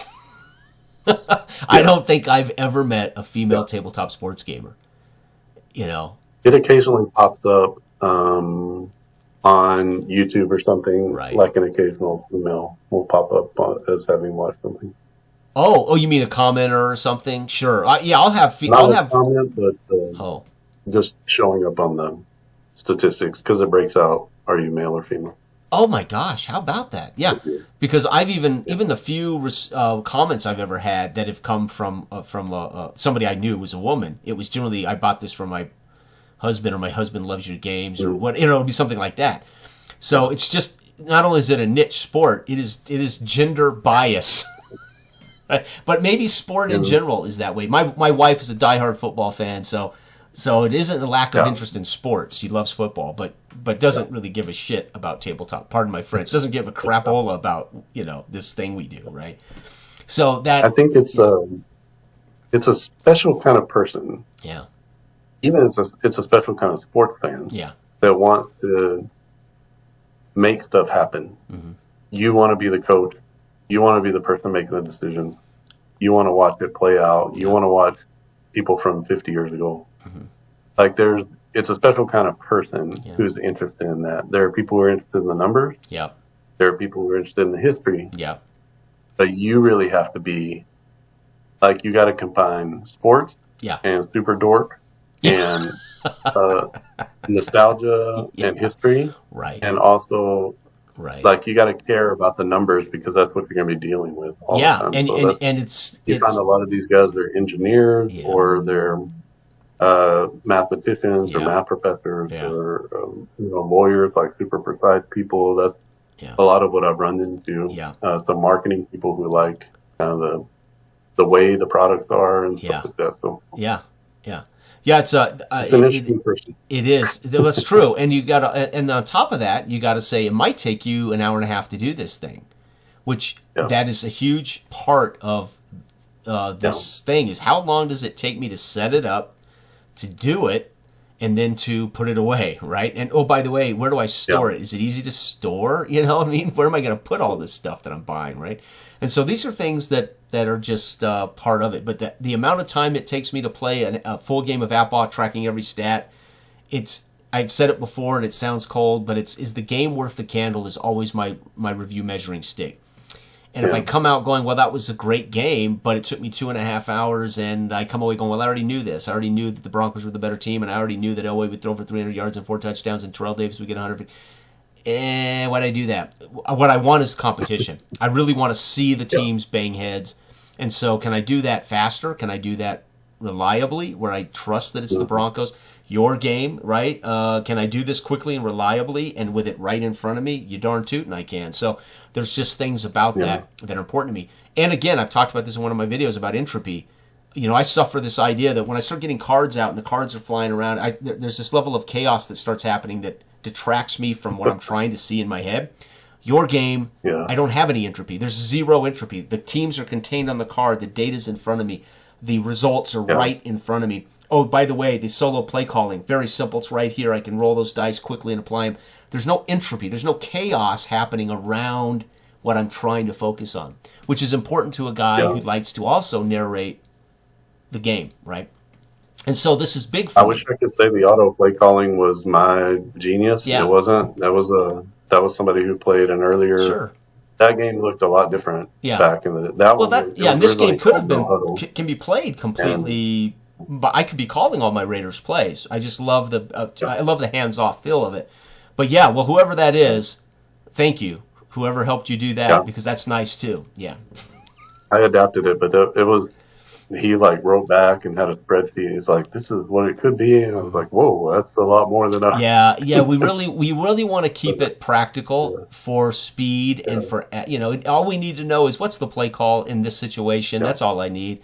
And is the defense calling a smart play here? And there has to be moments where the defense is completely wrong. So you go, oh, these guys guessed wrong. And so it works for me. And again, you have pass heavy, run heavy, and balanced. You cover those extremes perfectly. Yeah. So, and I wanted to be careful. I wanted to interview and I wanted to have this chat, but I had to be careful not to make this about play action football.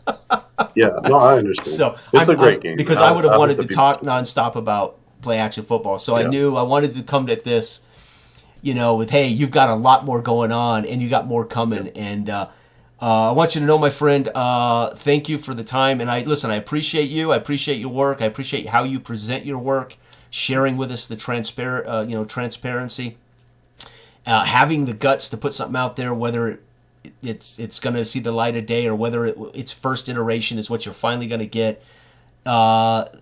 It may not matter to a lot of people, but it matters to me because I'm the same way. I like people to know what I'm thinking. I like them to understand the process, why I do what I do. And I just appreciate you and I appreciate your games.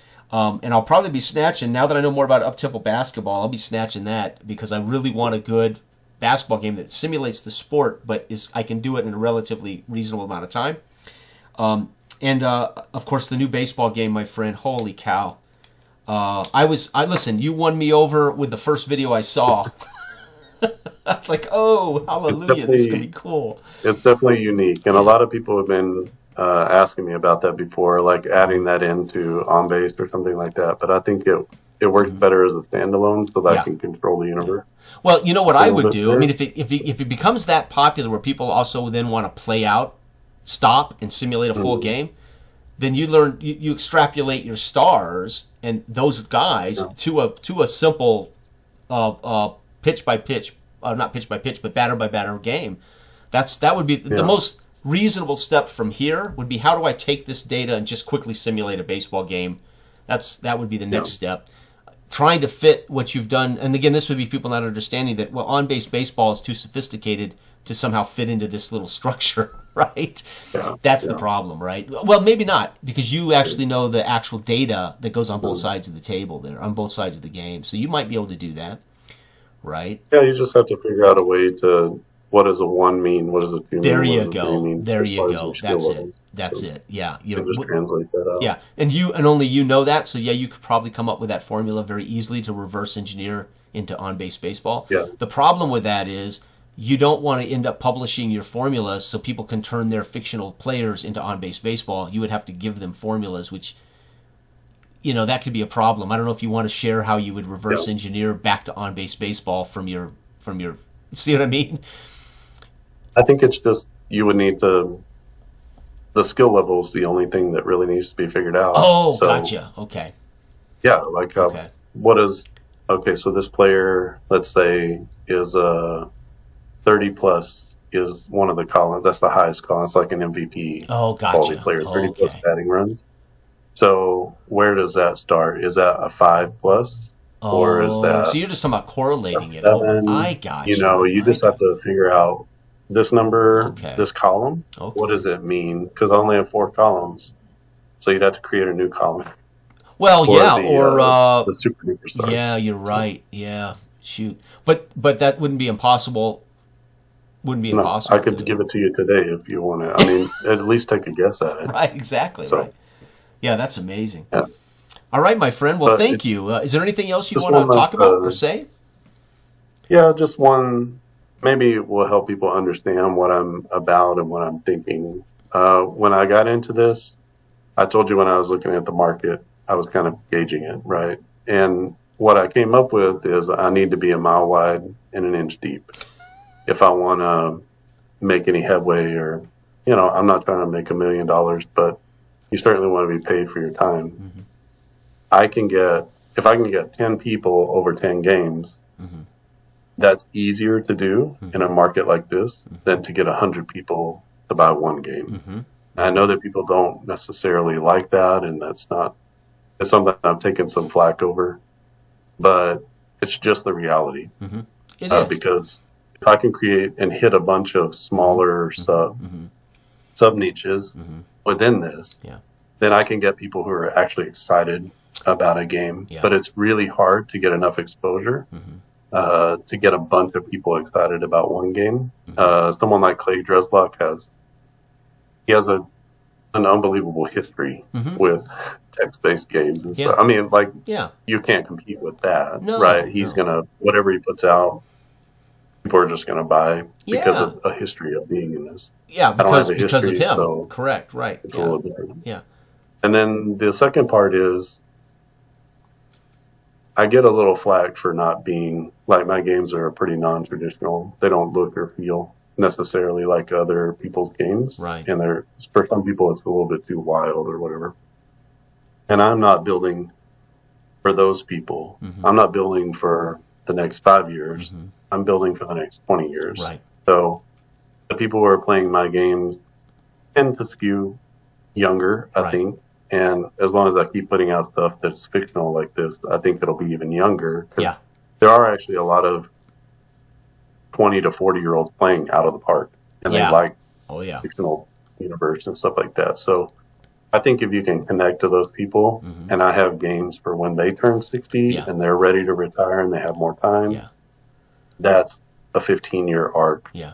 Where the games will be ready, there will be seasons there for them. Yeah. If older people want to play them now, and some of my customers are older, I think that's awesome. But I'm building for people my age. Sure. And the next 20 years. Yeah. Well, and you never apologize for doing things the way you want to do them, brother. You'll get an audience. Yeah. You'll find your audience. I swear to God. Listen, somebody wouldn't say to Bruce Springsteen, "What you only needed the one song, dude. Why did you record hundreds of songs? You only needed one song." Oh, really? I mean, number one, you're creative, right? You're telling me not to be creative? No, it ain't going to happen. And number two, one song, I can't do one song for the rest of my life, and I can't write. So you would never say to a director, dude, you directed your one movie. Why did you make 18 movies? You made your one movie. No. So there will be people who find an excuse to just not want to embrace your work, right? Because it's a threat to what they understand, which is, dude, Stratomatic. Don't be taking nothing from my Stratomatic, man. Don't be stealing my thunder and the steals from Stratomatic. Listen, it's competition, fine, whatever. But the reality is, you do you, brother. And people will find, like you said, you don't know that your golf game won't be somebody's joy. And I've said this before. I don't care. I make what I make. And if one human being out there his life is made more joyful, or her life is made more joyful from playing my one game, so be it. right? I make it for me, and then I share it. Correct. Yeah. Yeah. And one little last piece of advice for I know we are both designers of games. In the marketing respect, if you want to get people, I think it's anybody. We live in a largely community-less society now, for a lot of people. And, all the community things in your actual community where you live, a lot of those have gone away. So Kiwanis Club and, Lions Club or whatever you're part of. So there's not a lot of places to gather and to gather around. So if you want to get people to play your stuff, you've got to create a community. Yeah. Now you are way more gregarious than I am. And it doesn't matter. It doesn't matter whether you're gregarious or not, because it's about, do you see the people? Do you talk to the people? Yeah. Do you invite them into play? Do you answer their questions? Yes. Are you paying attention to them? Yeah. ST Patrick talks about this a lot. Yeah. It's just, are you building a community of people? And so I've been trying to just focus on, I put a game out there, there are certain people who are attracted to it. Yeah. I'm getting to know who that type is and how to talk to them and what they want. And I think that in the end is what you're going to get. Yeah. And if it grows over time, it grows over time. Yeah. If it doesn't, then there's a small community of people who they really enjoy what you do. Oh, absolutely. And I've heard Seth Godin, the business guru, Seth Godin. I don't know if you know who that is, but he's a business guy, like consultant and author, who was writing a lot in the early 2000s. Okay. And just kind of a off the wall, big thoughts kind of guy. Yeah. And he always said, we're in the stage of business where if you have 1,000 people who will buy whatever you put out, you can make a living. So I'm always trying to find that, first 1,000. Yeah. And just, are there 1,000 people that whenever I put a season out, they're like, I'm getting it. And I have 10 of those. I don't have 1,000. Yeah. But there are quite a few people who are excited and they're just like, a new season comes out for On Base, I'm buying it. Yeah, it takes time.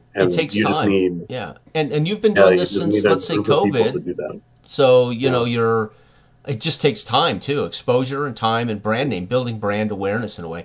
There's a couple things that I would like to see. I would like to see more conventions that are sports related, tabletop sports related, that aren't tied to just an AppBot tournament or a Stratomatic tournament. Yeah. So Dave Garner with his Digital to Dice is very nice because he's inviting people who want to come and play all kinds of different sports games, not just an AppBot tournament or a Stratomatic tournament. So those are ways too. You have a chance to travel and show your games and share them with people who might normally not get a chance to meet you or see it. I have yet to do it. I'm not retired yet. I don't have the freedom of time, etc., to pack up and go off for 3 days to a convention. I have to. Certainly for my role-playing game, I really want to do that. I've got to go to a convention. And my partner, thank God, has already run our game at 2 conventions in the last 2 years.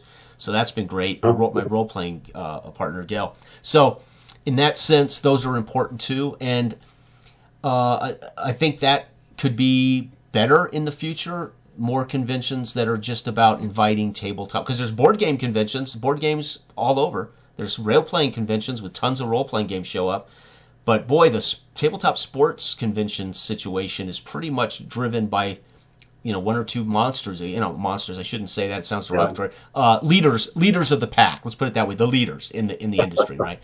But they are. They're like the big elephant in the room, right? And everything. The gravity well of Stratomatic and AppBot, right? They're the gravity wells that this stuff spins around. And it does. And they deserve it, right? But there are so many amazing games from smaller developers that just blow my mind, right? And so I think there's room for all of that. And it takes time for you to build I've never been about building a big, I just do what I do and I put it out there. And if I sell them, I sell them. If I don't, I'm also not tied to wanting to create traditional sports games for replayers, where that would probably benefit my business if I went to that work. But there's reasons I don't. My biggest is I have trouble with my game designs. I'm not designing them necessarily to allow a recreation of the 91 Braves and the 91 Reds, right, accurately. So I'm not going to pretend I can do that. So there are people out there so much more sophisticated with the sabermetrics and with the analytics to create a game that's more accurate, right? So I just stay out of that space. But I think it's also important that you do something like this fictional baseball game and say, wait a minute, this is important. We have something like this. And to be honest, I think your footprint for this fictional baseball could work for a lot of different sports. Oh yeah, definitely. I've already thought that. Yeah, imagine golf. Imagine a world of golfers using this, right? So they're not a team. I think it's you just got a whole list of golfers that are rated, right? And they just apply that to the golf tournament. You're rolling for the golf tournament. I can see your system, this engine, working for all kinds of different team sports as well as individual sports, like golf, like a golf sport, where it's about the individual, but I'm watching an entire class of golfers go through this season, and then they change next year, and whoever gets the most tournament wins has got the most money, and so I could see it working for something like golf, right? Because all you want to know is I think any individual sports like that, tennis, golf, even racing is kind of an individual slash a little team. But anywhere where you have a leaderboard and you can keep track of the leaderboard and keep track of points and stuff like that, I think you do a small field of 20 or 30 or something like that, and then you just have a tournament. You play 10 tournaments, and then you keep up with each tournament. And then you have your final standings at the end of the year, or money. You keep track of money in a different way, with those golfers. So there's a lot of ways, like boxing. Lots of stuff. Because we're only rolling to see who wins the fight, but your boxer has his entourage. He has his trainer, he has his cut man, he has his manager. Those all become part of that small 5-man block that become his rating his power rating for the fight. And now at the end of the season, he's losing money and can't keep his cut man, who's a 5-rated 2-star cut man. So he's lost his cut man, he's lost his trainer, whatever. He's got to keep boxing, whatever. So you can really compartmentalize your golfer into his caddy, because let's face it, Tiger Woods, they got relationships with it. I mean, you could have your caddy, you could have your sponsor, Nike or whatever, that has a rating that impacts the quality of this. So you really do have a fantastic footprint to make this abstract, as narrow or as broad, as you want. Like a golfer is more than just the golfer; it's a whole team of guys around him, right? In a way. Right. What clubs does he use? And who's his swing coach? Who's his caddy? So or break it into his long game, his short game, and his putting game. You can just break his. And you can. You can, just like you're advancing the skills of the baseball player by playing. You can advance each of those individual options that leads to one single number, or you can just advance a single skill. He's grown in his skill. Based off of the number of wins, he may get a bonus or whatever. So, it's really a lot of different ways that you can go with any of those things. And I'm super excited about. Oh, and I'm looking forward to it. Just getting through this. I can only imagine. I can only imagine what your football version of this is going to look like. In this game, the selfish football fan in me is going, "What's football going to look like?"